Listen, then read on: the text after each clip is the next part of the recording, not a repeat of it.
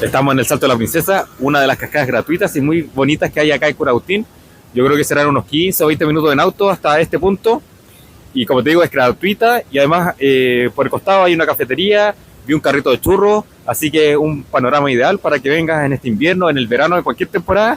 Porque mira, súper hermosa, estaba en la mañana, está helado, el auto marcaba unos 2 grados y está ideal para venir porque está justo en la ruta. Si sale de la ruta será un camino de piedra unos 2 minutos y llegáis al estacionamiento y estáis listo. Cerca también está el Salto del Indio y si seguimos hacia Lonquimay vamos ahora a Balancagüello y a Corralco. Ahí te voy a mostrar más imágenes. Nos vemos.